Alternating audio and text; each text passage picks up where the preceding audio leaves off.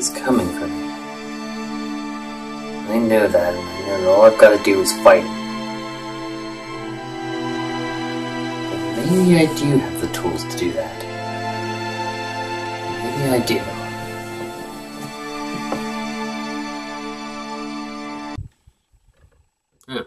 I guess it's that time again.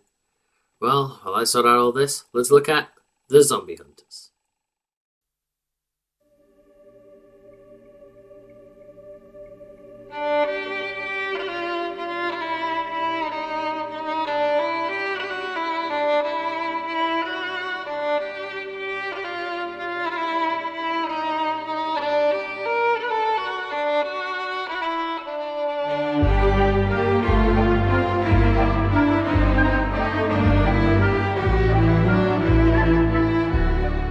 The Zombie Hunters is a comic similar to last week's Fair of Dead Winter, but the main change is that the story is set a good while after the initial outbreak of zombies.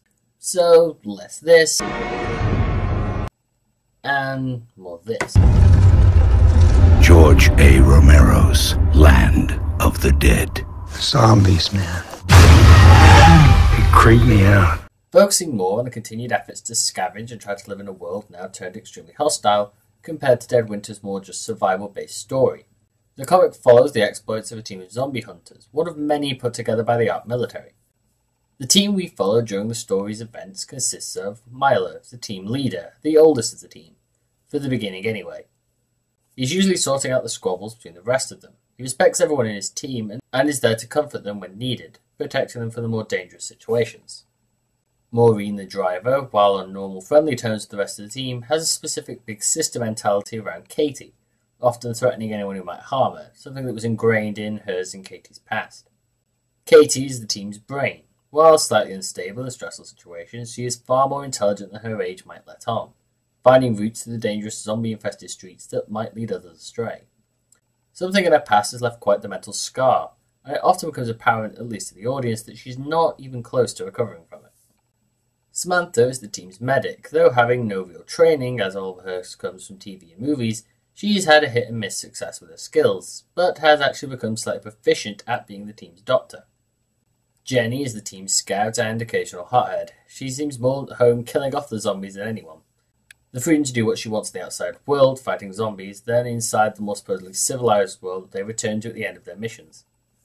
Finally, we have Charlie, who doesn't turn up until a little later in the comic, and his character is probably the one the more interesting, as he's very different to any character in a normal zombie comic, or any other zombie story. But I won't spoil that for you. The art for the comic, interestingly enough, never seems to have had its lacking start, unlike most webcomics. The early pages of this story don't look any different to later on, though maybe being slightly more crisp and clean as it goes on. The art keeps a great look that alters with where the characters are at the time. The outside world is dirty and destroyed. Just to look at the buildings gives an easy idea of how things happened. The people either tried to stay and fight or fled quickly. Either way, probably not ending well for whoever was there beforehand.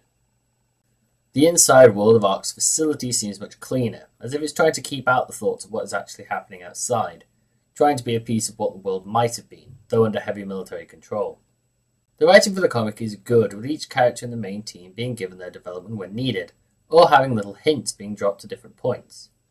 While some might complain that the fact that the different breeds of zombies, similar to the different types in Left 4 Dead, aren't quite given as much explanation, they are explained in the encyclopedia section, which gives plenty of information on them. If they were to be explained during the story, it would just end up being clunky exposition, as all the characters are well versed in the different types, so having to do a little extra reading isn't that much of a problem. Okay, so that should take care of everything for this week. Let's go fight me a ghost.